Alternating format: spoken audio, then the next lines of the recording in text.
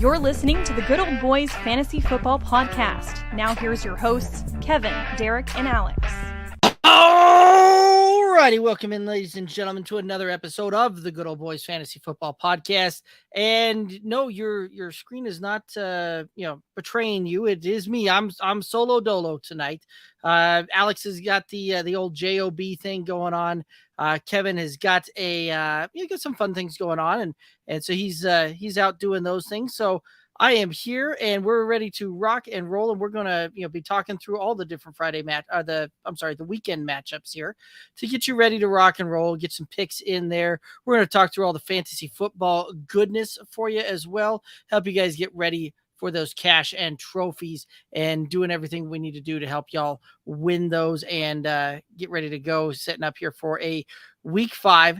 Some very interesting matchups here, and was really kind of surprised on how, when I was going through some of these things, how they turned out. As far as kind of my thought process on them and how that went. It was very interesting too, looking at it. For those of you that tuned in to watch the old hometown Denver Broncos play last night, that was a lot to be desired on that one. And if you guys have questions, comments, anything like that, throw them out there. Let's go ahead and chat about that one. But I don't know how in the world you managed to. You're up by 3, 2 minutes left. Your defense has stood tall all day long, and then you throw an interception in the end zone and let Matt Ryan and that anemic Colts offense march down the field and put up a field goal to tie it. That's very disappointing when your defense holds somebody to 9 points. You still manage to, in regulation, and you still manage to lose the game. So a bit of a tough one out there for Broncos Nation. The good news is that I don't believe they have another primetime game for a while. So that's helpful. And hopefully that should, be at least better for those of us out there doing the watching of football here. So again, guys, this is the Friday Night Lights show. So, if you have questions, you have comments, any of that kind of stuff, throw them out there. Let's chat about it. Let's get you guys ready to rock and roll here for the weekend and the weekend slate up ahead. Like I said, very interesting matchup here. And we'll just kind of start hopping into some of these things and kind of going through some of these different matchups, through some of these different things out there, and kind of just rock and roll through it all here. So, looking through it, there's some very, very unique ones. And we're going to go ahead and start over there with the London game, the Giants and the Packers facing off in London. The Packers are an 8-point favorite. Over under on this one, 41. And this is actually the first time when I was reading through this and was looking at this. I do believe this is the very first time that we've actually seen two teams on the the London game here that have a winning record. So, kind of interesting. The whole thought process is to send these games overseas and, help get the, exposure to the game, help, try and grow the game there. And they keep sending teams over that these matchups have seemingly always faced off at least one, if not more, of those teams that had a losing record. So first time that we're seeing the London game where we actually have winning teams in place here. And some interesting matchups here, some interesting different things to look at. So the Packers, the Giants, both of them 3-1 on this one. The Giants have actually been pretty good as far as the spread goes there. Obviously the Packers favored to win this one. And, we've seen Aaron Rodgers not necessarily be his best self here and not playing at an MVP caliber season like we're used to seeing so far. Has almost as many picks already in this win or this season as he did all of last year in that MVP run. A lot of that has to do with the fact that, Devontae Adams no longer there and the that young receiving core in there. But there's lots of really good positive things that we're kind of seeing starting to shape there. The Giants remembered that Saquon Barkley's on their offensive unit there and are actually, starting to utilize him and really starting to bring things home there. That Giants offensive line looking okay. There's some things here that I don't know who the Giants are going to try and throw the ball to, graveyard over there as far as their receiver room goes with everybody seemingly hurt there. But I said over under on this one, 41. I'm going to take the over on this one. I do think that you're going to see both of these teams score right about 20 points. We're going to see this thing pushed on the over. I don't know that I can see the the Packers really controlling 8 points on this one, especially on the overseas game. The things get a little funky, a little goofy. I think we're going to see this probably be somewhere in a 27-20, 23-20 type of matchup. So I see the over. I see the Giants covering this thing. One interesting prop that I really liked out of this one was Rodgers over 226.5 passing yards in this one. Seemed like a little bit of low-hanging fruit there. Really kind of like that prop when it stood out there. So calling for Giants over, Aaron Rodgers over the 226.5 passing yards. Question coming in. Terry, good to see you in the chat again. Mixon, J-Rob, Adam Jones. Should I bench one of them to start Jamal Williams? That's a good one there. I don't know that I'm going to bench any of those guys to start Jamal Williams. And yeah, I've got Jamal Williams picked for a prop later on when I get down there to the New England and the Detroit game. However, it's not on rushing. It's on the, his receiving was some very low hanging fruit there. So I think that we see that one there, but I think that you're going to see a little bit different game out of this Detroit and New England game than what we, than what we want to see, right? Bailey Zappi may very well get the start on this one. Brian Hoyer out with the concussion, actually placed on IR. We don't know if we're going to see Mac Jones actually come back on that ankle and play. So there's some big question marks on the New England side of the football there. And if you're New England and you got those kind of question marks there, how do you help a young quarterback making his first start or a young hobbled quarterback making a start for you? Well, you got to slow the game down, right? So I think you're going to see New England really slow the game down, really kind of stretch the pace of play out there a little bit, try and let the defense get them into good field position all game long and see what they can do to try and, just slow that game down and trudge that game down there. So I do think that you're going to see a different game out of the Lions than what we've seen in the past. Instead of some of the Star Wars and racing back and forth there, I think this is going to be a little bit more of a slow down, grinded out type of game. That being said, I'm starting Joe Mixon, right? Everywhere that I can. Joe Mixon's one of the few running backs out there that's going to get 20 plus opportunities a game. Starting him, smashing, yes, moving on. Aaron Jones, another guy that he doesn't necessarily need all of the workload that some of these other guys out there do. So but highly, highly, highly efficient. I do think that he's going to see pretty decent game out there.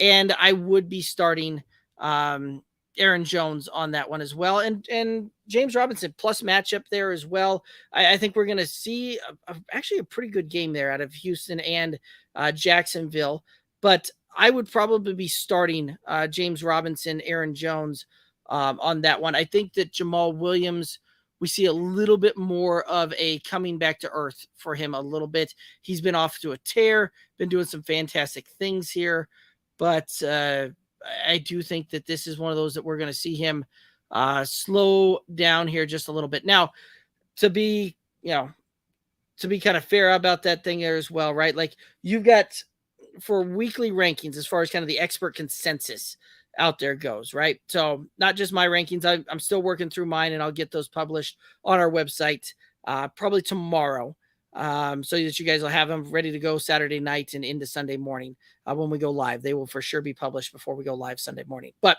expert consensus rankers out there have Joe Mixon at 7, Jamal Williams at 10, James Robinson at 11, Aaron Jones at 8. So if you're just going off of what the expert consensus would say, they're going to tell you to start Joe Mixon, Aaron Jones, Jamal Williams. I like the matchup that James Robinson has better than Jamal Williams, and I would take the matchup play over the Jamal Williams side of things there. So just my 2 cents there, Terry. But appreciate the question. Always appreciate seeing you in the chat here. Let's see here. Another question coming in. Darren over on YouTube just traded Najee Ayuk for JT. Did I win? I think that you did. I'm not that again, full transparency. I'm not that big of a fan of Brandon Ayuk for fantasy. I think that his stock improved a bit with Jimmy Garoppolo back there under center. But again, I think that you were looking at Brandon Ayuk being flex worthy potentially on a weekly basis. But I think that, he was probably more of a wide receiver 3 for you. Najee, again, has been a heavy volume guy. I think this week is going to be a rough week for him. I do think that rest of the season, we see him kind of come around a little bit, but when it's all said and done, he has, the reason that we saw him do so well last year was his volume, and just the fact that he volumed his way to fantasy relevancy. It wasn't that he was efficient. It wasn't that Steelers offense is good. Kenny Pickett coming in there, I don't know that necessarily changes anything. So JT should be back, and I think that it could just be the fact that Denver's really, not as good as a defense as we've thought there. But that bevy of running backs that the Colts put up last night looked pretty good against what we thought was a decent Broncos defense there, and a Broncos defense that has done pretty well. In the past, with the exception of Josh Jacobs, of course. But I like that one. I would rather have JT than both Najee and Ayuk season long on that one for me. So yes, I would say that you won that trade. I would be making the same deal if it was offered to me there. So I like it. Thanks for the comment there, Darren. Again, guys, if you have any other questions, comments, anything like that, throw them in the chat. Let's go ahead and talk about them. Let's go ahead and rock and roll this thing out here and really kind of help you guys get ready here for week 5. Let's go ahead and we're going to head on over into the next matchup here. Steelers, Bills, and the Bills favored by 14, the over under 46.5 on this one.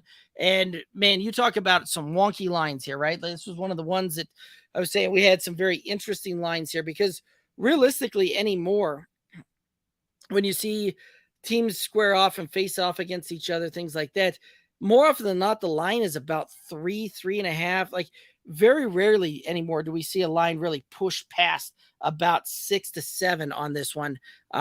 It's certainly very, even more rare do we see a double digit, much less a 2 touchdown deal there. But, the Steelers are now 0-7, 0-8 without TJ Watt back there. They're going to be without him again on this one. I don't know that you're going to see that defensive unit be able to do enough to slow down this Bills offensive unit. And the Bills offense hasn't looked as solid the last couple of weeks, but still a very, very solid unit. Still a very, very good unit. That weather in Baltimore last week really kind of slowed them down more so than the Ravens did. So this one here looks to be a pretty good matchup. The weather looked to be pretty good out there, and when they square off and play that one. And the fact that Kenny Pickett's coming in here for his first ever start, I just don't see the Steelers being able to put up enough points to make a go of this thing. So I see an under on this one, because I think that you're going to see the Steelers realistically maybe get to 10 or 14 points on a really solid day for them. The Bills, I think that we're going to see them just cruise past and get to about 30. So I think that we're going to see this one stay at the under, just barely on the under. And I think that you will see the Bills cover this one. And this is a game that's probably going to be over rather quickly. Now, as far as a prop in this one, again, kind of low-hanging fruit here. I think that you've got to do something to try and take some of the pressure off of Kenny Pickett here. And what's one of the ways that you can do that? Well, you're going to have to utilize some short passing games, but you're also going to have to try and establish the run game, get some things in rhythm, get him out there, and really kind of, make him feel good under center there. So I've got Najee on an over 51.5 rushing yards on this one. I think that he's going to get enough volume that we're going to see him get there. I don't think that it's going to necessarily be a pretty, over 51.5 rushing yards, but I think that we're going to see him get there on, probably 3.5, 4 yards a carry. And we're just going to see him get, probably 15, 20 attempts when this thing's all said and done. So I think that we can see him get there. It's going to be an ugly, grinded out 3 yards cloud of dust kind of perpetually on that one. But I do think that Najee can get there on that one there. So absolutely. Guys, again, if any other questions, any other comments like that, go ahead and throw them out there. Let's chat about them. Let's get you guys ready to rock and roll here.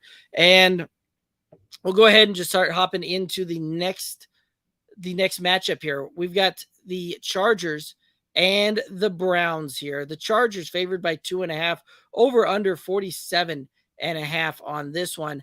And this was another interesting one here as well. The line actually opened up about 1.5, jumped up. I saw it get as high as 3.5, come back down to 2, come back up to 2.5. So the lines actually kind of jumped around here a little bit as far as that goes. And kind of interesting that we've seen that kind of jump like that without necessarily a lot of other things kind of going on with that. Now, there is some potential for some weather in this game here. And this one is in Cleveland. Cleveland has got some of that goofy wind that kind of comes in, whips around that stadium, creates kind of that cyclone, whirlwind type of deal inside of that. So you could see some things happen from, kicking the ball, obviously, as well as some of the passing work on this one. So could change some things there. I don't know that it necessarily is going to change much as far as how the Browns are going to want to do things, but I do think that it may change the way the Chargers might want to do things there a little bit. That being the case, I do think that Justin Herbert's still going to have a fantastic game. I think that he's going to do very well here. And the Browns, I think you're going to see Nick Chubb absolutely just kind of run all day long there, and in line for a very good fantasy day for you. Now, kind of kicking back into the gears as far as that goes, I do think that the Chargers win this game. I think it's going to be about a field goal when it's all said and done. I do think that you're going to see the under come through on this one as well. This one has the feelings and kind of the makings of it as a 24-21, 23-20 type of matchup, 24-20, somewhere right in there, right? Like kind of that field goal game, see the under, see this thing playing fairly close all game long here. And both teams doing just enough with the Chargers coming out on top.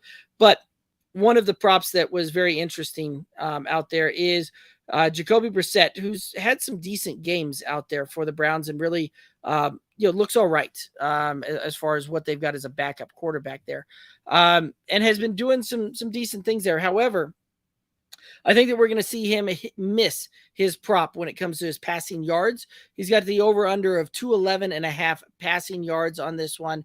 He's been 3 of 3 the last 3 games, right? He's gone over his passing prop the last 3 games. His only miss is in week 1 against Carolina. Again, the Chargers have had a decent enough pass, passing attack there. Joey Bosa being out on this one potentially hurts them a little bit from that pass rush and getting some pressure on there.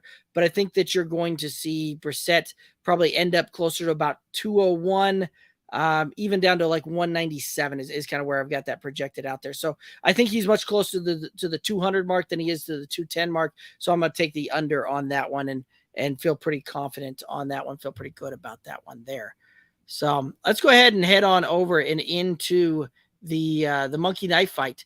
And for those of you out there that you're just kind of tuning in, haven't played this around, we go through on the Fridays and we play the rapid fires. So to take a look at on the Friday show, we take a look at the Sunday morning early slate of games right now. We're going to pick a rapid fire, who's got more, who's going to get less, all that kind of good stuff. You can play along with us over there at monkeyknifefight.com. Use the promo code GOBFF.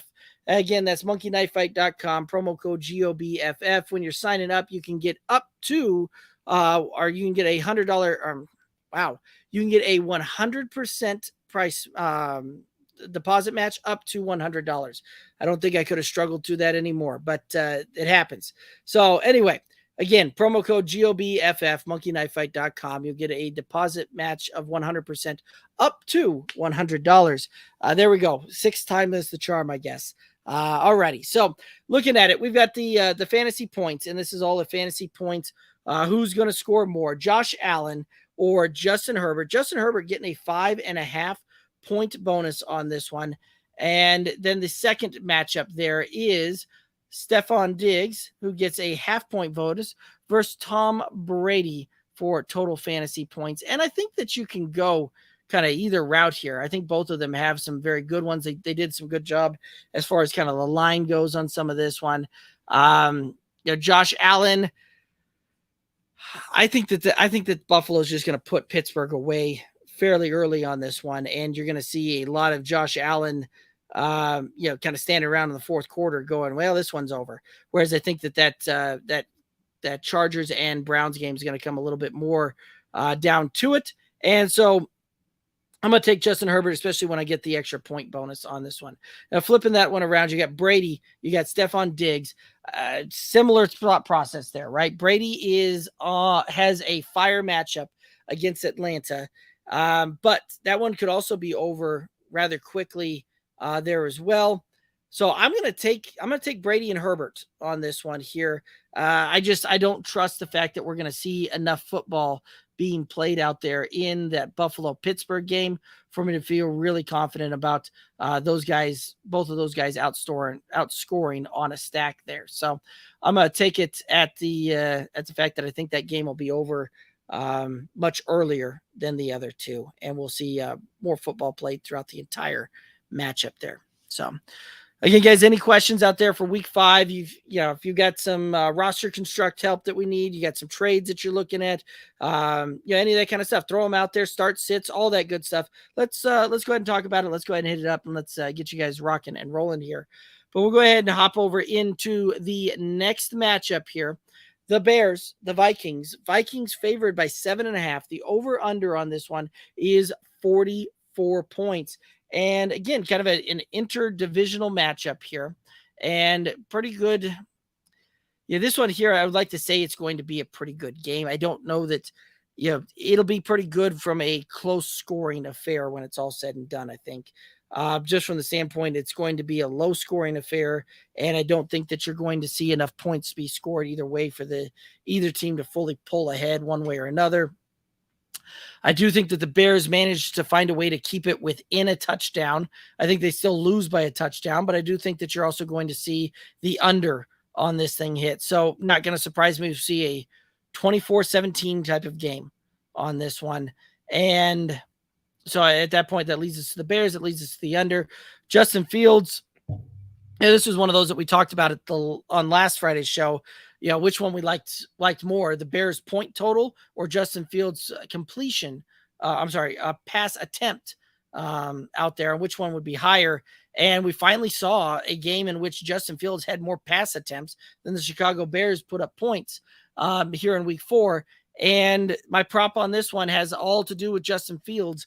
I just don't know that I can necessarily trust the Bears to throw the ball enough and to get enough passing yards for Justin Fields to come close to hitting his over on that one. So I'm calling for Justin Fields and under 165.5 passing yards in this matchup here. So Bears to cover, the under. Fields under is 165.5 passing yards in a matchup here that could be this could be one of those that you're a little disappointed for your fantasy players playing in this one here. So, all righty, let's go ahead and head on over into our next matchup here. We've got the Detroit Lions facing off against the New England Patriots. Over under on this one, 45.5. And the Patriots, I think we're going to see a way. Like, this one feels more like a push to me than necessarily calling for New England to cover it. I think that it's going to be about a field goal game, but I also think that you're going to see Belichick really figure out a way to game plan and scheme this thing through to the point where we're going to see the under on this one. And I know it's a lot more fun to root for points, a lot more fun to watch points being scored. Case in point, that Thursday night game last night with the Broncos and the Colts, the Lions, I think, are going to do all right there. Right. But this is Jared Goff has struggled traditionally playing outdoors. This is his first game outdoors this season going to Foxborough. The Patriots, I think, are going to figure out a way to run the ball, right? Like, one of the things the Patriots have struggled a little bit all season long is running the ball up the middle. Detroit has been very gracious to opposing defenses and allowing running backs to kind of run wild. I do like both Damian Harris and Ramondre Stevenson for this matchup. I'm looking to pivot just about everywhere I can. If I've got New England pass catchers that I would have to be playing out there, So I'm not necessarily a big fan there. I do think that Hawkinson's going to have a big day. I think Jamal Williams will have a pretty decent day out there as well. And then we'll kind of see and look at the landscape there. But I'm not looking for Jared Goff to repeat his performance that he had last week, where he finished that QB1 overall in the week. I think that we see Jared Goff come, a bit more down to earth there and probably finish more middle of the pack, fringe QB1 type of area in this matchup here. And I do think that you're going to see the Patriots just try and run the ball, stretch this game out, and really chew up clock, slow things down on this one. So, alrighty, next matchup. We'll just head right on into it. We have Seattle Seahawks, New Orleans Saints. The Saints favored by 5.5. The over-under on this one, 46.5. And this is another one that has some. It looks like Jameis is trending to miss on this one. I haven't seen him fully ruled out yet. It does look like we're going to get 2 weeks in a row with an Andy Dalton start here. Michael Thomas, I have seen, is already ruled out on this one. Jarvis Landry still questionable. So that's going to leave us with a, kind of a bevy of Chris Olave and Alvin Kamara really as the point of attacks on this one. And especially if Andy Dalton's the starter, there's a prop in this one that really, really stands out to me. And that's Alvin Kamara over 26.5 receiving yards. I do like the fact that if we've got an Andy Dalton starts here, I think that you're going to see a fair bit of check downs, things like that. And the fact that Thomas is out and Landry could miss here as well, I think that just opens things up even more for Kamara. So I like Kamara's prop of over 26.5 receiving yards. As far as this game goes, I do think that you find a way for Seattle to cover this thing. And this is one of those that it'll be interesting to see how Seattle really kind of tries to chip away at the Saints defense. It's been okay. The Saints have been doing pretty well against the rush. Rashad Penny, you're coming off of a big game last week. So I think we see him tempered here a little bit. And I think he's probably going to be, much closer to kind of 60 yards on the ground than what we saw this last week here. But I do think the Geno Smith and company find a way to keep this thing close, keep it to about a field goal. So I do see the Seahawks covering this one. I do think that we're going to see an under on this one. Again, this one feels a lot like a 20-17, 23-20 type of game here. So that's kind of what I'm thinking and where I'm looking at on this particular matchup here. Another comment coming in here. I have Hurts, Fournette, JT Jefferson, Cooper, Kelsey, Damian Pierce, Michael Thomas, Montgomery, Gallup, Akers, Rashad White, Zach Ertz. I want to trade for a true wide receiver too. Any suggestions? Appreciate it. Well, I mean, is Amari Cooper not a true wide receiver too?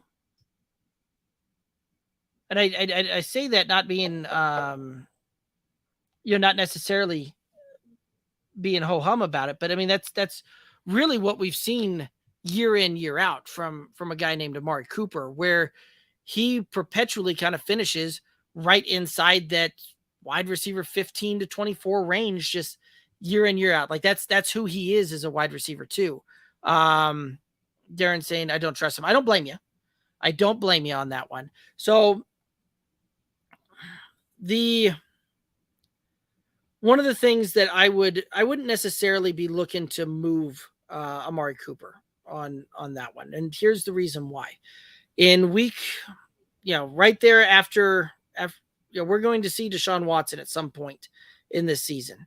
And when he's back, he's going to be the starter. And the one thing that we have seen Deshaun Watson do in his career is lock onto a receiver and force feed him to the tune of 160 targets a year type of thing. So I think the volume will certainly be there for Amari Cooper down the stretch. I don't necessarily look at moving him. Now, if you want to make a move to go out there and get somebody else and to a point where Amari Cooper is far more of a flex play for you, I get that. And I wouldn't have any problem with that. I think Gallup also poses some very interesting things for you down the stretch here as well. But you're not going to move Jalen Hurts. Leonard Fournette, I'm not going to necessarily move that one. You've got that JT. You're not going to move him.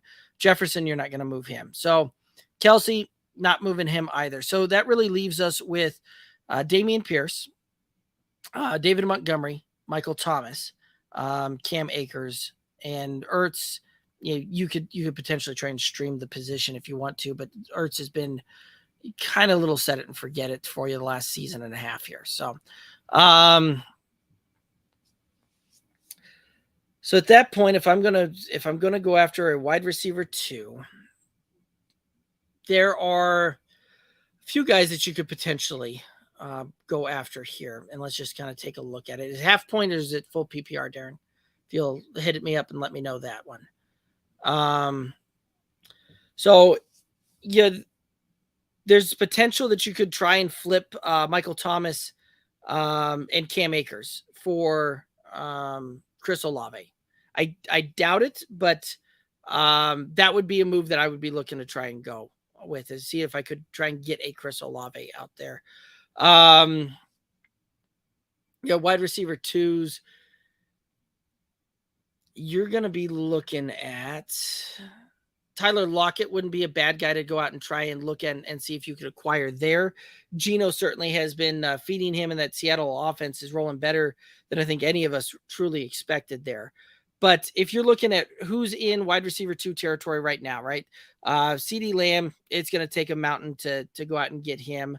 Courtland Sutton, you might be able to make a move there, but if I'm a Courtland Sutton manager, I'm not moving off of that one, because that seems to be the only place that Russell Wilson can get. And I know that with Sutton, I'm going to get 4 for 75, 5 for 75 every single game, so it's a pretty easy deal. Jamar Chase, not going to be able to get that one. Curtis Samuel, I think you're seeing kind of the downward trend here and him kind of going a little bit down there. And I would rather have Amari over Curtis at that point. Chris Olave, we already talked about that one. I liked Mike Evans. Again, I think that's going to take more than what you would want to give up for that one. Garrett Wilson, I'm not necessarily trusting this Jets passing attack and that Wilson to Wilson connection yet. Devin Duvernay, again, once Bateman is back there, Duvernay's had some kind of fluky performances. Mike Williams, again, once you see Keenan come back there, we've seen Mike Williams do disappearing acts, which leaves Jahan Dotson, Drake London, Corey Davis. Drake London could be a potential guy to try and go out and get, but again, you're then trying to figure out, is Mariota actually going to throw the ball, and are we actually going to see enough passing volume in Atlanta for Drake London to stay relevant and stay at that type of deal there? Jahan Dotson, he's heading, he's on the injury report with a hamstring. We'll have to see how he comes back. And Corey Davis, same thing with the Jets passing attack, right? Like, this is one of those that Jets passing attack, we see a couple of guys up here because of the first couple of weeks, more so with Joe Flacco than what we've seen in the past year. So Amari Cooper sitting at 26. So if you're looking to try and go out and get somebody, guys that I wouldn't mind trying to go out and get would be Tyler Lockett. If you could potentially try and pull something off there. Rashad Bateman, you might be able to try and pull something off there with somebody, a little leery about the injury, something like that. Potentially try and go after Romeo Doubs. But again, these are guys that you're looking for upside with for wide receiver 2, where they're currently in wide receiver 3 territory. So I fully get wanting to move off the Amari Cooper side of things there, but I think you're going to have to put up more to make that happen than is going to potentially pay off for you, right? Because you don't want to necessarily move Dameon Pierce and David Montgomery, which is one of the 2 pieces that you would have to likely move to get that in conjunction with moving a Gallup or a Michael Thomas. I mean, there's some options out there that you could do where you could package together Dameon Pierce, Michael Thomas, Montgomery, Gallup, one of that type of deal, and try and go after a guy, in that deal. And you might be able to pull off like a Courtland Sutton. You should be able to get a Chris Olave type of deal there, but I'm not going to go after giving up a giving up somebody that's going to do some good things for me and be fairly consistent down the stretch, because you look at it, what we're seeing out of Cooper right now is not inconsistent with what we see out of the wide receiver too, right? Like week 1, he was three receptions, 6 targets, 17 yards, and that's a throwaway game, right? Like you're not happy with that one. I get it. Atlanta last week, he had 1 reception, 4 targets, 9 yards in kind of a weird game, weird matchup out there. But the 2 games sandwiched in between with the Jets and Pittsburgh, it was over 100 yards and a touchdown, and put up some great performances for you. And down the stretch, you're looking at some decent performances kind of going down the stretch here with some nice-ish opposing matchups here, right? So, and then too, once Deshaun gets back, I think you're actually going to get a step up there as well. So if you're going to do it, it's I would see if you could maybe try and reach out to the Cortland Sutton manager, see if you can potentially try and work up a trade there. Chris Olave, try and work up a trade there. I think you're going to be hard pressed to try and pull something else off there, though. So let's, I think you're gonna have a little bit tougher time maneuvering some of those. So, alrighty, let's go ahead and we'll hit the next question here. Would you trade Marquise Brown and J-Rob for T. Higgins? I have Saquon, Fournette, Cook, and Diggs. Or maybe Amon-Ra. I like the Amon-Ra move better than the T. Higgins move there. I certainly wouldn't necessarily have a problem trying to move Marquise Brown and J-Rob for that. I think that you have the depth at running back to be able to do that with Saquon, Fournette, and Cook. J-Rob's really a 4th option for you there. Stephon Diggs, love the attack there. So I could see wanting to move for Marquise Brown, right? Like there's lots of things kind of coming off there that it's going to be a bit of a, we're going to see some things shake out completely different in Arizona here in a couple of weeks when we have DeAndre Hopkins comes back, right? Like he's going to move to the outside. You're probably going to see Marquise Hollywood Brown move to either the Y or the Z role in that offense, and AJ Green, I'm sorry, coming back healthy. You see him probably move to the Z role there as well. So you've got that, and you're going to see Hollywood shift into a slot type of role there, I think, as far as that kind of goes, which is going to change how they do that. Now, Amon-Ra would be the guy that I'm very big on. Amon-Ra was very big heading into the season on that one, and would have no problems going out there and acquiring it. You're looking at it, though, with Amon-Ra is going to miss this game. I thought I saw where he's already been ruled out. So they're also up against a tough matchup, even if he did play. And you've got the bye week next week. So you're going to be looking at Amon-Ra not being able to play for you till week 7. So, Nick, you've got to make sure, too, that you have enough depth at wide receiver that you just start at least one wide receiver, and you're not necessarily given some games away here this week and potentially next week, to unload Hollywood before the return of DeAndre Hopkins here. So, I mean, you can certainly do that, and I think you've got enough. I think you've got enough there. You probably have more than enough to go out and get either one of those, and you could probably find a lesser than scale back probably on the J-Rob a little bit, unless you need a running back to get the deal done there, and then maybe scale back on the Hollywood side of things. So I wouldn't mind going after either one of those. I think you could probably get that deal done. But again, you're kind of in that same boat that I was just talking to with Darren, where you don't want to necessarily give away the farm to go out and get you get one of those guys and a guy that's realistically going to be a wide receiver 2 on your team, because neither one of those guys is going to necessarily supplant Stephon Diggs in either target share, yards, or touchdowns this year. nor fantasy overall points there. So I think you've got enough to get a deal done on that one. I don't know that I'm not necessarily going after T. Higgins on that one. Like, he's not going to be my first choice on that one. I'd probably look at Amon-Ra. Even see if you could try and potentially go after, Jalen Waddle might be a bit of a stretch there, but that might be another guy to look at and see what you could do there too. Jalen Waddle also dealing with a little bit of an injury bug there. And actually, Darren, the guy they try and go after, now that I think about it. So Darren, if you're still in the chat, the guy to try and go get right now would be Keenan Allen. Keenan Allen's going to miss yet another game with that hamstring there. And you probably have a manager with the Keenan side of things that is freaking out there a little bit because they've got 4 games that they're already down without him. It's kind of looking like, when's this guy going to return?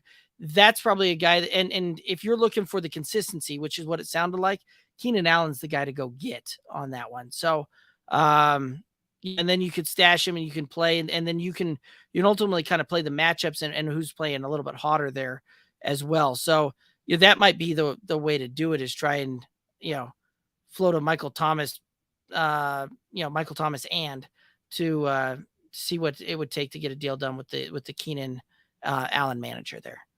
Hopefully that all helps there, guys. Again, if any other questions, anything like that, let's throw them out there. Let's go ahead and talk about them. Let's go ahead and get those things rock and rolled.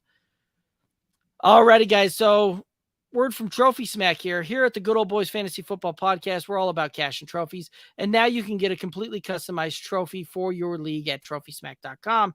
You want a championship belt or a winner's ring? Trophy Smack has you covered on that as well. Check it out at TrophySmack.com. The description, or the link, is down in the description. And when you sign up, make your purchase through that link, it helps the boys out there as well. So make sure that you're getting your cash and your customized trophy this fantasy season. And that can be done over at Trophy Smack there. All right, guys, let's go ahead.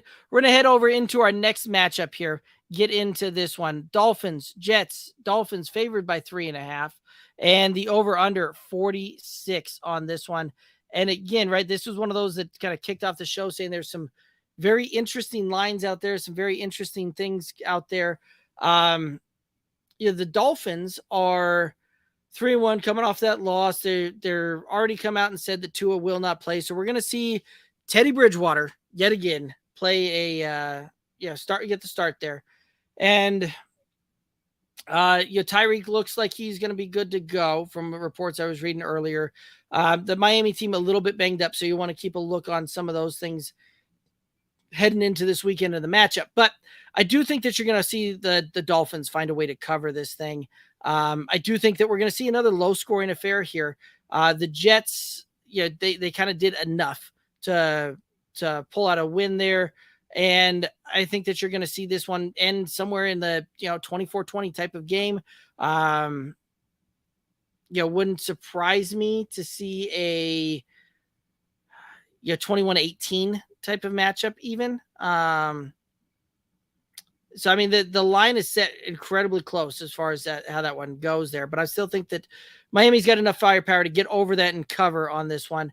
And I do think that you're going to see the under, just not enough points scored in this one. But an interesting prop in this one, Zach Wilson over 217 passing yards. I still found that one out there at a couple of different books. And I think that one will do very well for you. Zach Wilson actually looked all right coming out there. Didn't look like he really had much to kind of shake off there. Any rust from missing the first 3 weeks of the season. And I think that we're going to see some pretty good things here when it comes down to it. I'm interested to see in this one what happens with the Elijah Moore, Zach Wilson connection, because I'm thinking that that's a guy that we're going to see kind of take off down the back stretch here. Same thing with Breece Hall. Very interested to see how they're going to utilize him as well.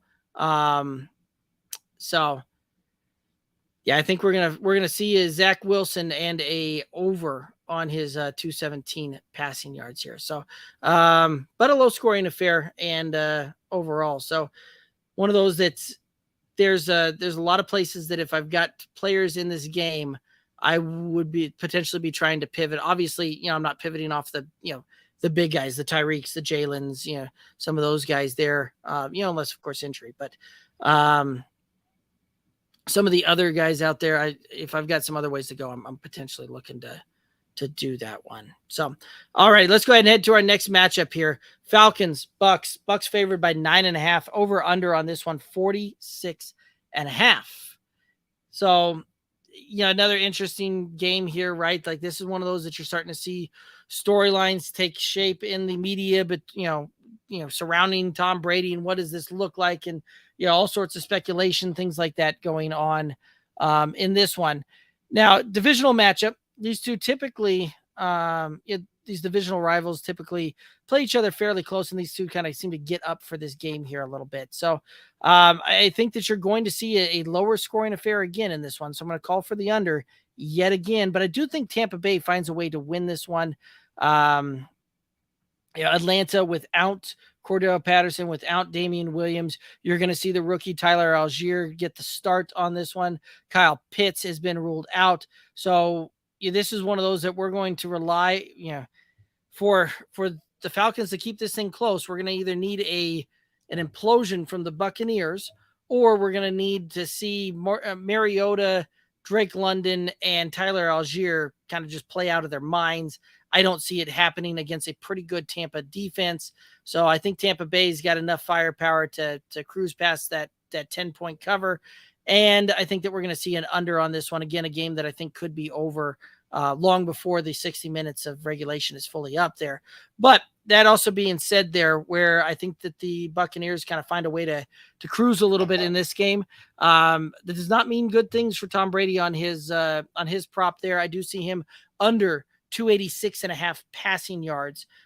So I think he's got some good things, and we can see some good things there, but I also think that we're going to see, Tom Brady not necessarily fill up the stat sheet like we're all hoping for, like we're hoping for fantasy. And I do think that we're going to see a lower scoring affair here where the Tampa Buccaneers kind of walk away with this one. All righty, let's go ahead and hit up the next game here. We've got the Titans. We've got the Commanders. The Titans favored by 1.5, over under on this one, 43 points. And this is one that when you look at some of the things out there being talked about, being said, there's a lot of people that think that this one's going to get into a Star Wars type of game. I don't know that I necessarily trust either offense to do that one. The Commanders missing some guys out there. The Titans missing Treylon Burks. The Commanders missing Dotson, and we haven't necessarily seen the Commanders come out looking strong. What's going to happen with this backfield when Brian Robinson's fully healthy is yet to be seen as well. But the emergence of Derrick Henry has been very, very nice to see. And I think that we see some of that continue. And I've actually got Derrick Henry over 86.5 rushing yards prop on this one. I do think that we're going to see him manage to put up close to a triple digit day here and get really, and he's going to flirt with that 100-yard rushing total, if not go over it. But I do think that the Commanders are going to find a way to keep this thing close enough to the point where not going to surprise me to see this line get up to close to 2.5 to 3 when it actually kicks off. And, kind of looking at it, thinking that the Commanders are going to keep it a little closer than that. So I'm actually thinking that the Commanders are going to cover. I think that we're going to see the under on this one in a incredibly low scoring affair. Yeah. This one has the feels of a 17-14 type of game. Even a 17. Yeah, this one has the feel of like even a 12-13 type of matchup. Like I don't see a ton of points getting scored in this one. So taking the under, taking Washington to cover, Derrick Henry over his 86.5 rushing yards on this one. Again, guys, any other questions, anything like that, throw them out there. Let's talk about it. Let's go through some of these. If you got any fantasy questions, start sits, trade options, waivers, all of that good stuff. Wanting some roster talk about your roster a little bit here as we've kind of rounded the corner on the first quarter of the season, and we're starting to make that push down the second quarter and into the middle half here. So let's go ahead and we're going to head right on into the next matchup here. We've got the Texans and the Jaguars. Jaguars favored by 7, the over under 43.5 on this one. This is one too that the Texans have found a way to just kind of play spoiler a little bit when it comes to the, against the spread, right? They're 2-1-1 against the spread. Jacksonville 2-2 against the spread, but Jacksonville has seemingly just kind of been pouring it on and really starting to look pretty good as a team. Definitely a very different team and definitely a different look than what I was expecting them to look like when it came into the season here. So I do think that we're going to find a way for Jacksonville to cover this thing, just barely on this one. I do think that we're going to see the over on this one. It's not going to surprise me to see this one end 28-20. I think is how this one will play out there, 27-20 type of thing. 28-21. Like I think that's about where we're going to see this one play out here. So I think the Jacksonville Jaguars find a way to cover this. I do think we get to the over on the points total here. Prop on this one that I really liked was Travis Etienne over 13.5 receiving yards. That one just feels a little juicy, a little low-hanging fruit. Travis Etienne has definitely kind of hit that one and done well over the last few games there, a few bits there on that. And so I think that we've seen some some pretty good things out of him. And this is one of those that we could certainly see him hit that line and cover that in a single with a single play here. So I could absolutely see that one happening on that one. So I'm calling for the Jags. I'm calling for the over. I'm calling for Travis Etienne to cover his 13.5 receiving yards on this one. So I kind of like it. That's kind of where I'm going on that one. Again, guys, any questions, comments, anything like that, let's throw them out. Let's talk about them. Let's have some fun here talking some fantasy football on Friday night. It is the Fantasy Football Friday Night Lights, and we're doing everything we can to help you get ready for this weekend's slate of games. So the next thing that we're going to rock and roll through here real quick, we got the afternoon slate of games coming up here, and we're going to be talking monkey knife fight here. And again, you can play along with the boys and head over to monkeyknifefight.com, play that promo code GOBFF. You can play along with us. First time players get a 100% deposit match up to $100.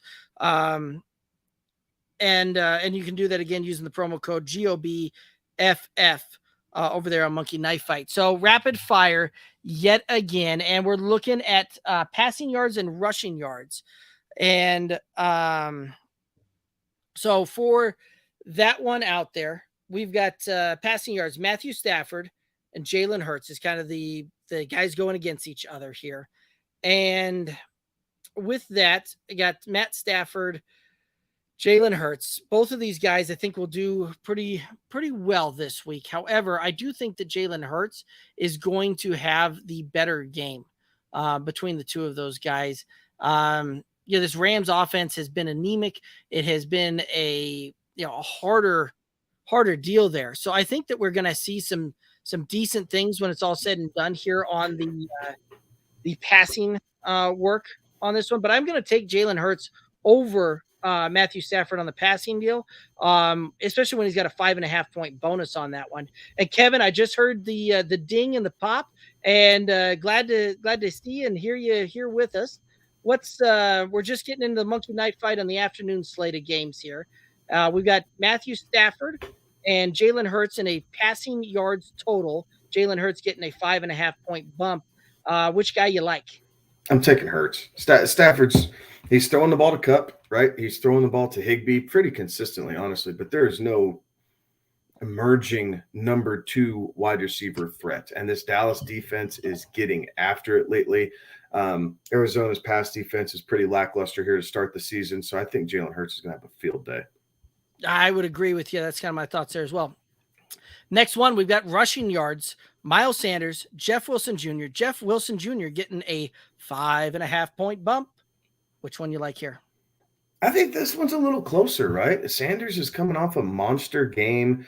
You would expect Philly to have a lead, late in the fourth quarter. And if they're not trailing, I don't think Hurts is going to try and run it himself a whole lot. So there's that. And Wilson's been playing all right, but there's still always that ever-present threat that all of a sudden San Francisco is going to go, yeah, this is going to be a Debo game, and he's going to run the ball 10 times, right? And golly, they set this one really well in my opinion. Did set this one really well. They're on the road. I'm going to lean Jeff Wilson Jr. No, I'm not. I'm going Miles Sanders. I'm going both Eagles. I think the Eagles are just going to tear it up this game. I like it. I'm also going with the Eagles there as well. I'm going to take Jalen Hurts, Miles Sanders on this one.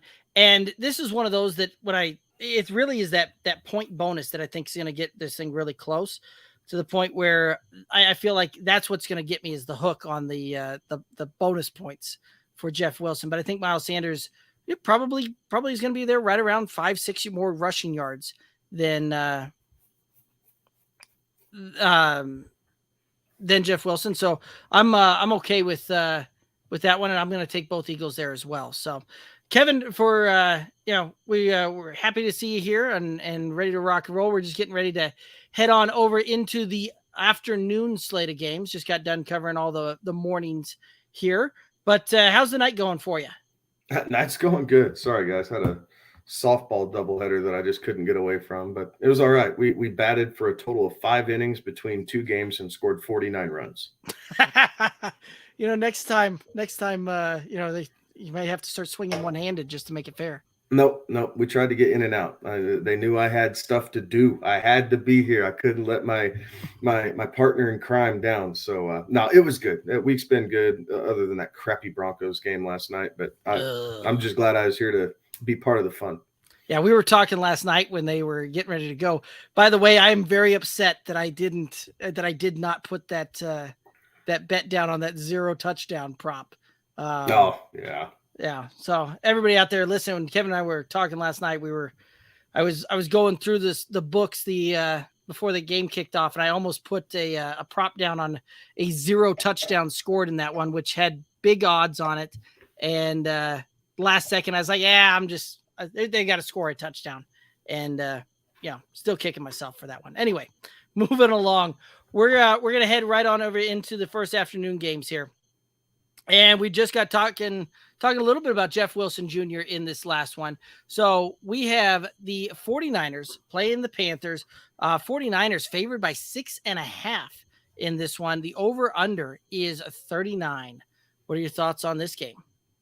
This game opened up at San Francisco -3, and it has grown to 6.5.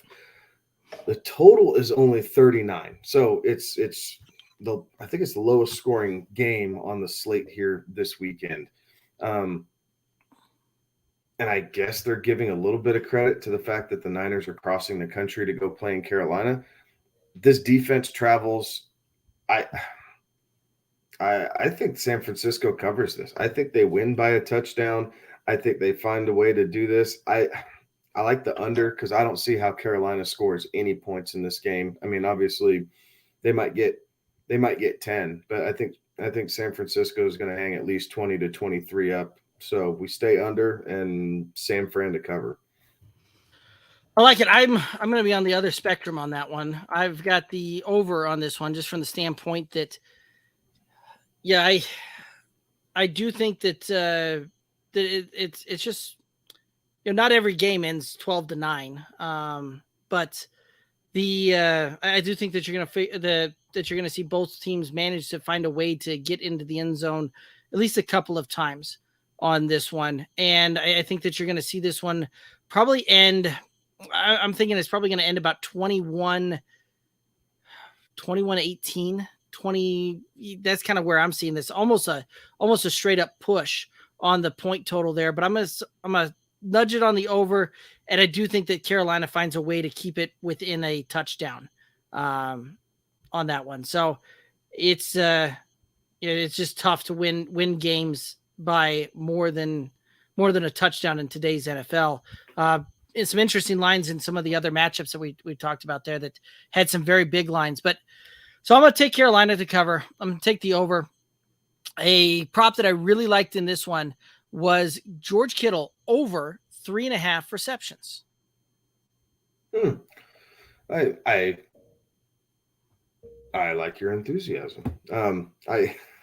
Kittle hasn't done much, right? He's been injured, came back, hasn't done a whole lot. So they need to get him involved, right? Kittle owners are extremely frustrated, so they need to get involved. Because I think this is a low-scoring game and the defense travels and my whole narrative with the game, I have Baker under 194.5 passing yards. Like I can't see a way where he breaks 195, which is an extremely low mark. Yes. But I don't see a way he gets over. He's not finding DJ Moore. Robbie Anderson's all but an afterthought. Christian McCaffrey is not nearly as involved in the passing game as we thought he was going to be based off of the past couple seasons. So I think Baker's struggling here at the moment. So I'm going to take the under 194.5. I like it. I think that you'll see George Kittle, manage to get himself to 4 receptions on this one. Is it's the hook that I'm going to hook the hook, or I'm going to get the hook on that one and just manage to pull that one out there. But I'm kind of right there with you. I do see a harder time where I think Baker struggles to get to 195 on that one. So yeah, the very interesting matchup, very interesting game there. One that I'm sure that we're not going to get in our market, and I'm kind of glad that I don't think we'll have to watch that one. All righty, let's go ahead and head to our next game here. The Cowboys, the Rams favored by 5.5, over under 42.5. Thoughts on this one? I'm going to take the Cowboys to cover this. This defense has been playing really well. The Rams have been kind of ho-hum. They struggle against teams that have been playing really good defense, right? The Bills, they struggled. The Niners, they struggled. These subpar defensive teams, the Rams have been able to kind of feast. But like it or not, the Cowboys are one of the top defenses in the NFL right now. And they're able to force a lot of turnovers. They're flying around the football. Yes, Cooper Kupp is going to get his, but I think everybody else is going to kind of be stymied. So I'm taking the Cowboys here to cover. I'm going to take the under because I think just barely. I think it is just barely. It might end up being, 41, 41, maybe even 42. But the hook is what got me here. So I'm going to take the Cowboys in the under here. I like it. I'm also taking the Cowboys to cover. I think that this is the Cowboys have been playing pretty well. Even without Dak, even without really kind of finding a way to grind things out, keep games in lower scoring affairs, and keep things close. So I do like the fact that I think the Cowboys, 5.5, I think is way too big of a number for the Rams to have to cover on this one. And I do think that the under is going to happen here as well. I do like the fact that I'm kind of right there in the same narrative that you are, that this one, not going to surprise me when we look up and see this one end 20-17. Something like that as far as this line total goes.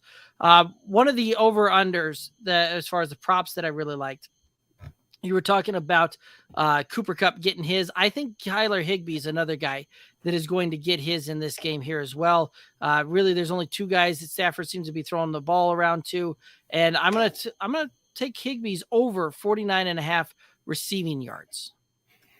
No, I like that one. Higbee's a good streaming option, right? And I shouldn't say streaming. You're not picking him up on the waiver wire. But if you're bouncing around, maybe you have him, you got him late. If you were a Kyle Pitts owner, right, and you started him early, you can feel comfortable starting Tyler Higbee this week.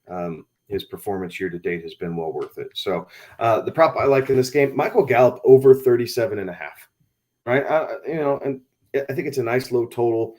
I think he's able to get there, 4 or 5 receptions for, 54 yards is kind of where I think he's going to end up. So I like this 37.5. I think it's really, really achievable for Michael Gallup. I think you're right.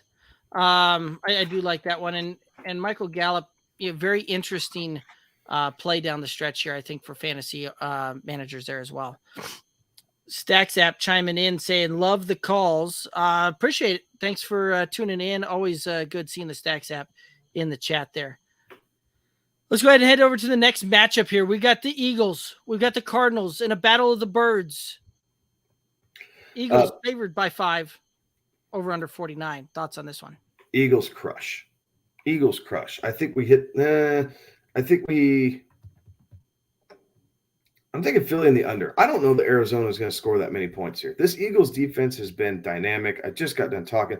Defense travels, right? If the Niners defense can travel to play the early game, I guess the late game, but still kind of an early game for them in Carolina, the Eagles can travel west, get a couple extra hours of sleep, and then wreck shop against the Cardinals, right? Their offense seems to be a little bit dysfunctional right now. James Conner has kind of been not necessarily a bust, but definitely a letdown from where we drafted him to kind of be that RB2 on our fantasy teams. Hollywood Brown seems to be getting his, but as soon as Rondale Moore came back, we had, Rondale Moore and Dortch just completely kind of both went away. Like it was a weird thing last week. So I'm taking Philly. I'm taking the under because I don't think the Cardinals can make it. Yeah, I mean, this is a very interesting one here too, right? Like I think that I actually think there's some potential for Arizona to keep this a little bit closer on that, right? The 5 points that kind of, call it maybe a little bit more gut than analysis there. But I think that you're going to see a way for Arizona to keep this thing at 3 points. So I do think that Arizona manages to cover. I'm also going to take the contrarian approach here and call for the over on this one as well. I know a lot of folks out there you're kind of going along the same lines as what you're talking about there with the Philly just running away with this thing, the under playing there. But I do think that we're going to see something happen in this game to the point where we're going to see this thing end up 27-24 type of matchup here with Philly winning. And so we hit the over, we hit Arizona. I do think that we see just enough of James Conner for him to get to his over of 42.5 rushing yards on that one. So no, fair enough. You and I would be on opposite sides of that because as I was looking through the, I was just thinking, man, Connor 42. Like, I don't know if he's going to get there because I feel like they're going to be trailing early, just how I see the game script going. So, right. Some faith there. I'm taking Devonta Smith over 53.5 receiving yards. I like it. I think they're going to key in, right? The Cardinals defense I think they're going to try and key in, maybe slide Budda Baker over towards A.J. Brown a little bit. And I think that's going to let Devonta Smith run free. And I like this 53 because he's shifty enough. He can get all this in one play. Right. That was one prop that it paid off. Yay for me. I was spot on about the Mike Williams last week. The prop was about the exact same set. And I told you he'd get it all in one play, and he did. Right. I don't know if it's the exact same feeling, but Devonta Smith could get it all in one play. I don't know that he will, but he has the ability to get behind the defense, especially if they're shaded over towards Brown. Right. Leadership lessons chiming in saying the boys are on opposite sides on this one. Yep. Sounds like it. So, but that's always fun when we've got some varying thoughts and opinions on those. It's no fun when we agree on absolutely everything there. So, but I think this one here could be I'm hoping for just good football on that one. It is really kind of what I'm hoping for out of that matchup. So, all righty, let's go ahead. We got the Sunday night game here. Sunday night game, the Bengals, the Ravens. Ravens favored by 3, over under 47. Thoughts on this game? I like the over. I think that's kind of a given. I don't know that I'm surprised this game line has actually gone down. Mm-hmm. It's open at 47.5 down to 47. So I'm a little surprised by that. I do like the over, even though it's a divisional matchup. The Ravens have just not been good in the secondary. They just haven't, right? And I just don't see I don't see how that game stakes the under. Now, as far as the game script goes, I think I really like the push. Like this three's tough, right? I wish there was a hook somewhere. In all reality, I wouldn't be betting the line on this game because there's no hook. Now, if the money moves between tomorrow or before kickoff Sunday night and we get 3.5, then I think Cincinnati covers. But that hook's really hard for me. So I'm gonna say Baltimore covers. Baltimore covers the 3. But I'd really feel good about taking a Cincinnati covering a 3.5. Yeah. And I know that sounds weird, but since we're not going to bet the push and we got to give you guys something, that's where I'm at. Right. I'm kind of right there with you. I do think that this is going to be a field goal game. And I think that when this line comes in, I think the line ends up coming in about 2.5. When it's all said and done, I could see it moving that little half point in favor of that. So that's kind of where I looked at that is I think that the line will, probably go down to about 2.5. And I think that it's going to be a field goal game. So I would say for Baltimore to cover, cover that. And I think that we're going to see the over as well. I think that this is one of those that the Bengals have been a little rough on the defensive side of the ball. Baltimore's looked electric on the offensive side of the ball. The Ravens have been very porous on the pass defense. Cincinnati's got a good passing offense there. So I think this is going to be a very, very fun matchup to watch and one that I'm very excited to sit down Sunday night and be able to watch. And that being said, I just got done talking about how Cincinnati has a good passing offense and the Ravens have a porous pass defense. Goes right into my prop on this one. I am going to call for Joe Burrow to hit the over 270.5 passing yards. Right on. I like that. I think that's a solid prop there. I'm going to take J.K. Dobbins over 50.5 rushing yards. There's really no one else in that backfield that can compete with him for touches outside of Lamar. And obviously Lamar can't run it every single play. So J.K. Dobbins is going to get a ton of use. Looked pretty good last week. I think they're going to try and run it back. I like it. Actually, let's spend a little time right there on the JK side of things, right? Like there's a lot of folks out there that I know that we're going to get a ton of questions on, should I start JK? Should I not start JK? What's the line on that one? So let's kind of go through there and let's just kind of figure out where, like, who would you start JK over? Who would you be sitting JK behind as far as your fantasy relevant players out there? And I'll pull up some things here. So Ramondre Stevenson, JK or Ramondre? Ooh, that's a good one off the bat because I think I'm going Stevenson only because the Lions rushing defense and just defense as a whole has yet to really emerge, right? And Zappy's starting at quarterback for the Patriots, so they're going to stick to the ground game and lean on their defense to try and get out of this game. So I think I like Stevenson only because I don't see the Patriots throwing the ball a whole lot. Like Zappy could literally only throw the ball like 5 or 6 times this game. Right. And almost like the game against Buffalo last year when they had with the swirling winds and everything else where they threw it, 3 times or something like that. I could see the same narrative play out for this game because they just don't know what they have in Zappy possibly. That, and I don't think he's a great NFL prospect. Like he's an okay backup for sure. And I think he can carve out a role in the NFL as a career backup, but his velocity isn't very good. I'm not convinced that his decision-making is very good, especially you get into NFL-type defenses. So to be turnover adverse and not let the Lions tee off and get going on defense, I think there's a lot of ground game. So I'm going to take Stevenson because I like his opportunity to fall in the end zone. Right. I would play the matchup on that one for sure as well. So I like that call. JK or Najee?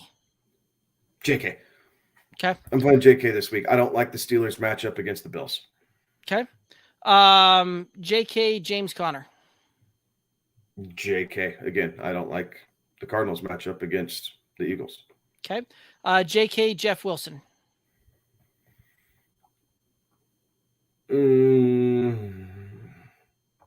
I'm probably leaning JK because this is why you drafted JK early, right? Like, I think it's probably a fairly close coin flip, but I'm going to lean JK over Jeff Wilson. Okay. That's probably right. That's kind of where I draw the line at as well, right? Because beyond that, we start looking at like the Khalil Herbert or, Clyde Edwards-Helaire.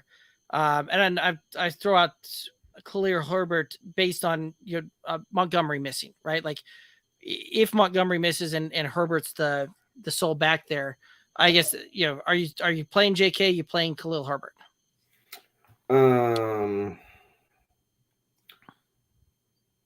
I'm probably going to play Herbert because they're in the same type of thing, and at least the Ravens have some sort of passing game. Chicago has none. Right. So if Herbert's the sole back going up against Minnesota, I think I'm going to lean Herbert just off of sheer volume. But obviously, if Monty plays or thinks he's going to play, suits up, I'm taking all risk out of it, and I'm playing JK over both. Love it. That's a great way to pivot and great way to call it. All righty, real quick, let's go ahead and we're gonna check in here real quick, and we'll be right back.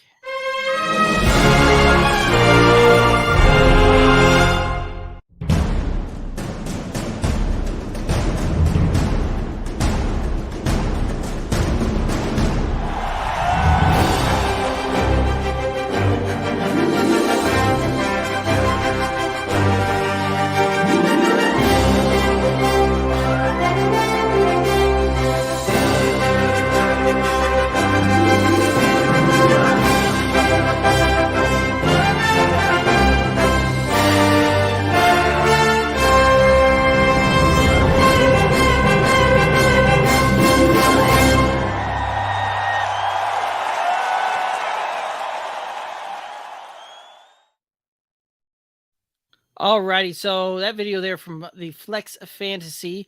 We're playing in the Tournament of Champions, which is kicking off this week. You can head over to flex.fan and / good old boys FF, sign up, pick a side, pick a matchup there, and back us there if you want. We're up against Dan Mater's team, who's part of Belly Up Fantasy. You guys have seen Dan on the show before. We've had him on here, and we're facing up against him in the round 1 of the Tournament of Champions, and we're looking to start our own match or start our own course here for the 4-week single elimination tournament here starting week 5, and try and bring home some cash and trophies of our own. Of course, we'll be bringing you guys along for the ride and letting you know how we're doing along that one. Let's go ahead and head on into the Monday night game. We've got the Las Vegas Raiders and the Kansas City Chiefs. Chiefs favored by 7. Over under on this one, 51. What are your thoughts? It's a primetime game. Yeah, Chiefs to cover. I think we see it over here. I'm going to take Chiefs and over. I think both these teams, Devontae Adams, Darren Waller, you have Kelsey, and the list of receivers around him. Like, I think there is going to be a lot of offensive firepower in this game, but I think Kansas City gets the over. Vegas will find a way to wither away, and it's a mad dash to the bottom between Las Vegas and Denver on who's going to suck the worst the rest of the season. Yeah, I would agree with that. I do think you're right. I think the Kansas City finds a way to cover this game. I do think that we're going to see the under on this one. I almost think that it's going to have a hard time for the Raiders to put up enough points to, make this an over. Not going to surprise me to see this one end 30-18. Like, I just, yeah. So I'm gonna take the Chiefs. I'm gonna take the under. Props that I really like in this one. I got Patrick Mahomes going over 275.5 passing yards. I think that we're going to see him just kind of sling the ball all over the yard and really kind of bring this thing home. So I like that Mahomes over 275.5 passing yards. And I like the Devontae Adams over 78.5 receiving yards. Yeah, I like that. I like that one. I could see that one coming to play. Be interesting to see too how the Raiders are going to utilize some of that stuff, right? It looks like Hunter Renfrow may very well be good to go in this one. So, he's coming off of concussion protocol, I believe. So make sure that you guys are checking in on that on Sunday for your fantasy lineups out there and all of that, which, Hunter Renfrow comes back, right? Matt Collins has been a nice compliment out there for your fantasy lineups and your DFS plays. But if Hunter Renfrow's back, I would say that it's time to pivot away from Matt Collins there. And that's another name there out there too that we could, kind of play that, set the line on who you would start over Hunter Renfrow. Who would you start behind Hunter Renfrow? Or are you playing Hunter Renfrow first week back? I'm playing Renfrow. And I'm actually playing Renfrow in a lot of 3 receiver leagues. Just they do dwindle down. If it's kind of a standard 2 receiver league, I may not be playing Renfrow if I feel like I have better options. But in 3 receiver leagues, I don't know that I have an exception in the leagues that I'm in. If he's healthy, I'm playing him because I just don't like my, 4th or 5th option more than I like Hunter Renfrow. Okay. Let's go through a couple of names here and just see where we kind of draw the line. Hunter Renfrow, Robert Woods. Oof. I'm throwing heat out here tonight. No, it's all good. Renfrow. Juju Renfrow. Renfrow. Thielen Renfrow. Ooh. Renfrow. Romeo Dobbs Renfrow. Dobbs. Okay. Curtis Samuel Renfrow. Samuel. Okay. I think that probably sets the line pretty good there as far as some guys out there is where you would kind of rank him and play him. And I'm kind of right there with you. DJ Moore or Renfrow. Renfrow. That's a debate that I'll have to have on one of my own rosters there. So I may have been asking for a guy I know named me, but that's matchup based, right? Kansas City's pass defense is better, but it's still leaky, right? The Niners aren't messing around on defense, and yes, they're kind of hodgepodge on offense at times, but they got Debo more involved last week against the Rams, right? We saw a little bit of explosiveness out of that team, but I don't know that DJ Moore is the only guy in the passing game that the defensive backs have to worry about, right? Like obviously the linebackers, maybe even the safeties key in a little bit more to try and make sure McCaffrey doesn't go off and do something like that. But DJ Moore is the only guy. Like they don't, for whatever reason, they have decided to abandon their 2nd round draft pick last year, Marshall, and it just Robbie Anderson's blah. And again, I think Baker's under 194.5 passing. So it's all matchup based. There's going to be more the total in 51 compared to 39. I'm taking the opportunity there. Right. And I'm right there with you. I do think that there's a lot of things that can come into play on that one, but it is it's a little tough out there when you spent some of the draft capital out there on some of these guys. And at this point in the season, it kind of feels like some of those draft picks you may have lit on fire, but kind of is what it is there. DJ Nightmare 14 over on the YouTube. You think Davante Adams will command the ball for the Raiders on Monday? Kevin has called for the over on his prop there. Go ahead and rock and roll it. Yeah, abso-freaking-lutely. Yeah. And you called for the over under the over of 78.5 receiving yards. So I think you're right. I think he'll absolutely get there and have a good one. Thoughts on Waller in this game? Waller, not so much. With, again, Renfro's back. Matt Collins has emerged as a potential weapon. Like, Darren Waller has yet to really get going. If he sneaks into the end zone, that's great. But other than that, like, I think Waller's just kind of, to this point in the season, Waller, Kittle, Pitts, these guys that we thought were this top 5 group of tight end, have really fallen back to the pack, right? It is Kelsey, Andrews, and then everybody else is just a guy at this point.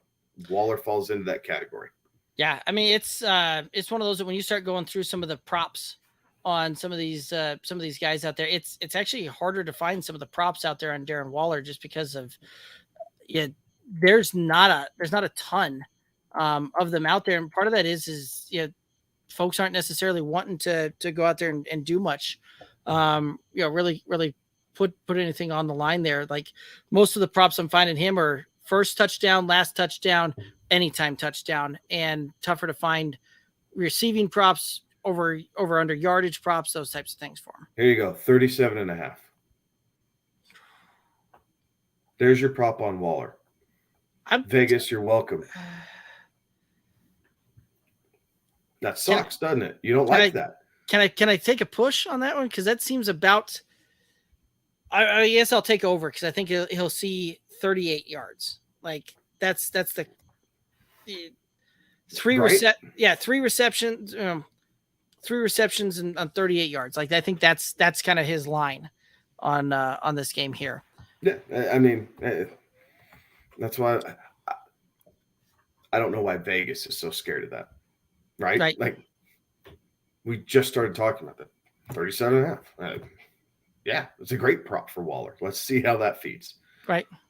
And that's one of those that, you know what, I'm going to put that on the dock here. And when we're going through on things, we're just going to see how close we came on that cap there for it. So, awesome. So Kevin, a couple of questions that came in earlier on this one, and we'll get your opinion while we're here. Terry was saying Mixon, J-Rob, Aaron Jones, should he bench one or start Jamal Williams? I told him I would run with the first 3 that he mentioned there. I do think that New England Patriot and Detroit game is going to be a grinded out type of game where I don't see a ton of back and forth on that one.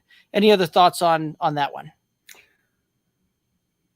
You're definitely starting Mixon and Robinson. And I guess Aaron Jones, because Mixon's the volume, right? And yes, he hasn't fallen into the end zone, hasn't really broken off those big runs, but the volume is Mixon's. James Robinson has been the production year to date. I know last week was a dud, but I don't know that I'm willing to give up on him just yet. And then, Aaron Jones. If you're going to flip, if you really want to change out one of them, Terry, I would take out Robinson. As weird as that sounds against the Texans, but I would take out Robinson, but I wouldn't feel necessarily comfortable about it. Like I like the matchup that these 3 guys have. The Patriots are going to try and stuff the box and make this an ugly, ugly game against the Lions. I would agree with that. Another one came in that was looking for a question on a trade. Traded Najee and Ayuk for JT. Did I win? I told him I'd rather have the JT side of that one. Yeah, I think I'd rather have JT. I mean, you're getting the best player. Najee's a little bit behind, right? Like he's a new quarterback. They're not passing to him as much. We'll see how it looks with Kenny Pickett, but the Steelers are about ready to enter a gauntlet. So it's going to be tough for Najee to return draft value. So I think you did, because I don't love Brandon Ayuk. I know he's playing better than maybe where we drafted him at this point, but Brandon Ayuk is not my favorite receiver to go to. There's another one instead of Renfro, right? Right. Ayuk Renfro. I almost threw it out. I almost threw it out there, and I was like, "That's a wasted question because I know your answer already." Yeah, Renfro. So yeah, JT, good job. Alrighty. Darren was also asking. He has Hurts, Fournette, JT, Jefferson, Cooper, Kelsey, Damian Pierce, Michael Thomas, Montgomery, Gallup, Akers, Rashad White, Zach Ertz. Wants to trade to get a true wide receiver too. He just doesn't necessarily trust Amari Cooper on that one. And was kind of looking for any suggestions. And I was telling him that there's potentially try and see if you could package somebody to go out there and get Keenan Allen, because your Keenan Allen manager is likely frustrated out there. But you're going to have a harder time flipping that. And I wouldn't necessarily look moving off of Amari Cooper at this point, especially on the back half and playoff type of thing when we see Deshaun Watson come back there. But some other guys that he could potentially target would be like, see if you could go out and get a Chris Olave type, something like that. Any other thoughts on that one? Yeah, I mean, you could see if you could package Michael Thomas and I'd say Akers, but I don't know if they take Akers, right? Right. I mean, I don't know if you're necessarily getting better with Olave over Cooper. And that's right. Kind of thing. I like yeah. Cooper as a 2. He's serviceable as a 2. I mean, other than that, I mean, so Tyler Lockett could be another guy that you could potentially try and go out and get for a wide receiver 2. Just the Seattle our offense has been okay, but again, I think Amari Cooper's the more tried and true guy there. Lockett, Debo, I guess you could go for Pittman. Pittman owners might be frustrated. Yeah. Right. I think. Yeah, I like the lineup. Right. Mm-hmm. I mean, obviously we're frustrated with Akers. Rashard White, we'll see what happens by the end of the year, but he's not getting any play there. But I like Ertz, Michael Thomas, and Montgomery. Like, if you really want to try and get cute, and it's not going to help your depth, but see if you can do Michael Thomas and Montgomery for like Mike Evans. Yeah. I mean, I don't know that quite gets there. Maybe Godwin. That might be the better play. Go Godwin. And yes, there's some injury risk there, but same thing with Keenan Allen, right? This hamstring issue is going to be lingering. I personally am staying away from Keenan Allen. I am a frustrated Allen owner in a lot of different leagues, but I know if I tried to move him right now, it would be nothing but low ball offers, and it wouldn't be worth it. So, I mean, maybe Michael Thomas, maybe Godwin, maybe if you can put the right package together, you might have enough pieces to get like an A.J. Brown. I mean, something a little bit loftier, right? Honestly, Cortland Sutton. And I know the Broncos offense is not great, but Sutton as a number 2, I mean, Sutton as a number 2 isn't bad, but then you're balancing constantly between Sutton and Cooper. Right. I mean, that's kind of what that is. So it's going to be tough to keep Cooper and not get something similar in return. But if you want to toss Cooper and Montgomery in, then you're stepping up in a whole different class, right? Then you could probably do Mari Cooper and David Montgomery for Jalen Waddle, maybe Tyreek, something like that, and really kind of bolster that. But you got to be willing to give up the pieces to do it. Right. And that's, like you already mentioned, that depth might be a little tough here coming down the stretch once you start seeing bye weeks, and especially with some of the injuries that we've seen start popping up here. Yeah. At this point, I'd rather have the depth. I really would. And like I said, too, like Amari Cooper has been very good, very serviceable. He's been doing what you drafted him to do. And I like him down the stretch for the fantasy playoff deal. Would you trade Marquise Brown, J-Rob for T. Higgins? They have Saquon, Fournette, Cooks, and Diggs. I said I probably would, but I'd probably be looking somewhere else other than Higgins. Full disclosure, T. Higgins, not necessarily my favorite cup of tea when it comes to a wide receiver, especially for a wide receiver 2. I would be looking somewhere else, but what were your thoughts on this? Yeah, Marquise is like wide receiver 6 on the season right now. Right now, yeah, it's and I get it. He's 8.5 points, but yes. 8.5 points. Sorry, 6 and full point, 8.5 point. I mean, he's seeing tons of the volume. So, I mean, at this point, I'd be swinging for the fences, see if you can catch someone sleeping. Right. Amon-Ra.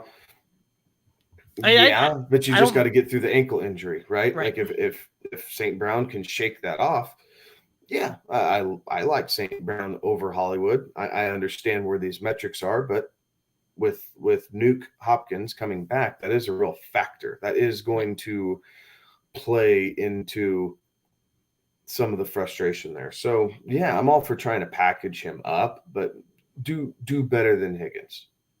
And I like T. Higgins, but that's a downgrade. Right. I would agree with that. All righty, a couple more questions coming in here. DJ Nightmare, my friend wants to trade me for my Devontae Adams, wants to give me Kamara, Mike Williams. I said Maybe Kamara and Keenan Allen. I think I'd rather have. I don't want any part of Kamara. I don't want any part of Alvin Kamara. Absolutely not. I am not doing that deal whatsoever. If they want Devontae Adams, they need to be willing to give up DeAndre Swift or something of that nature. Right. Pick. Yeah, give me a league difference making running back, not a. And Kamara and that Saints offense is not going to be that guy. No, I don't like Kamara at all. I need him to have a big game so I can trade him. That's what I want out of Alvin Kamara. I'm not looking to acquire him anywhere. I am hoping he has a big blow up game, and the second that he does, I'm gonna try and flip him in the home league. So, which probably doesn't help my trade value that I just said that here with everybody that tunes in and from that league. But anyway, okay, let's see here. Let's give some thoughts on this one. So, Miles Sanders and T. Higgins for Devontae. You taking that deal?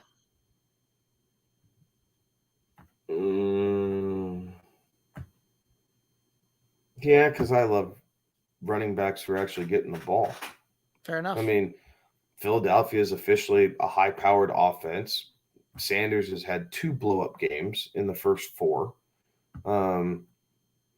He'd be a great flex option. You could stick Higgins in at wide receiver 2, and most weeks you're feeling really good about yourself. And so, yeah, I think, wow, I can't believe I just said I'd rather have Miles Sanders over Alvin Kamara, but I just did it. You heard it here first, ladies and gentlemen. Okay, here's another one for you. Let's look at it. Okay, Chris Olave and Josh Jacobs for Devontae. Would you do it? No, I don't trust the Raiders enough with Josh Jacobs. Yes, he just blew up against the Broncos. That's as high as his value is going to be all season. As high as his value is going to be all season. You can wait a couple weeks and then you can get Jacobs for, half the price. Yeah, you're probably right. And I think that's kind of right there. I think I'm kind of right there with you. I just like Kevin said, I've also got Kamara in several leagues, and I'm a little on the beyond frustrated side there. So that's kind of our thoughts there, DJ Nightmare. If you have any other questions, throw them out there. But would not necessarily be looking to try and get Kamara and a piece for Devontae Adams. Like Kevin said, I think that you can make some different moves there. Our boy on YouTube, Renfro or Lockett? I think we may have answered this one already, but what are your thoughts here? Renfro or Tyler Lockett this week? I think I'm going Lockett. No, against New Orleans. Yeah, I'm going to take Renfro. I'm taking Renfro. I like the point total better. Kansas City's defense is a little bit leakier than what New Orleans is, in my opinion. So I'm taking Renfro. Right. Yeah, you got to rely on. Yeah. While Geno Smith has been highly efficient, we're certainly not seeing him drive the ball down the field, not move the ball down the field there. So, and the Saints have a pretty good defensive unit. So I'm right there with you. I'm going to take Renfro on that one. All righty. Well, guys, if you have any other thoughts, questions, anything like that, let's go ahead and throw them out there in the chat. Let's go ahead and talk about them. Get y'all ready to go for Sunday. Speaking of Sunday, we'll be live again on Sunday morning, 11:30 a.m. Eastern. You can tune in. We'll be talking all your start-sit questions, going through the outs, going through the rankings, and you'll see those rankings show up on Fantasy Pros as part of the expert consensus ranking program over there. You can also find the rankings on the website, goodoldboysff.com. And you can check that out there. This week's rankings have not been published yet. They will be published again, like I said earlier. We're hoping to get those out tomorrow. We will for sure get those things out for you by Saturday night and be ready to rock and roll through the weekend. But Kevin, I'm not seeing any other questions or comments coming in here. Any final thoughts out there for the viewers and listeners? No, enjoy week 5. It should be a great week of college football and NFL football. So sit back, relax, get your popcorn ready. Hopefully you don't have many honeydews to do for the wifey. and enjoy. We'll catch y'all after your victories. I like it. Hey guys, again, you can find us in the socials, Twitter, Instagram, Facebook, TikTok at Good Old Boys FF. Just shoot us screenshots of your victory. Send it over. We always love seeing folks winning and rocking and rolling there. If you have any questions, you can DM us, add us, all of that good stuff at Good Old Boys FF on Twitter, Instagram, Facebook, TikTok. Again, one of the best ways to support this independent podcast is over on the YouTube channel, the Good Old Boys Fantasy Football Podcast YouTube channel. Click the subscribe button. We're working hard to try and make that 1,000 subscriber mark, try and monetize this channel, keep bringing you all the free content for you. And again, that's the best way to help support this independent podcast. But that's going to do it for us. He's Kevin. I'm Derek. Have a good one. Be safe. Oh, we had a question coming in here. I see one popping up. What's it say here? Geno Smith is in the chat. I'm glad he took time out of his busy preparation for Sunday to chime in and say, what's up, Geno, what's up? Question coming in for you there, Geno. Our boy was just asking, should he start Renfrow or should he start Tyler Lockett this week? If you can hit us up and kind of let us know some of your plans about Tyler Lockett's involvement this week in the game plan, that would be a huge help. We'd very much appreciate that one. So, but Gino, always a pleasure seeing folks in the chat there. So, all righty, guys, I do think that's going to do it for us. Again, if you have any questions, anything like that come up, hit us up on those socials, Twitter, Instagram, Facebook, TikTok at Good Old Boys FF. You can find the audio version anywhere, any podcast platform out there. And again, the best way to support this independent podcast, the YouTube channel, the Good Old Boys Fantasy Football Podcast YouTube channel. Click that subscribe button, ring that bell, get the live noties that way. He's Kevin. I'm Derek. Have a good one.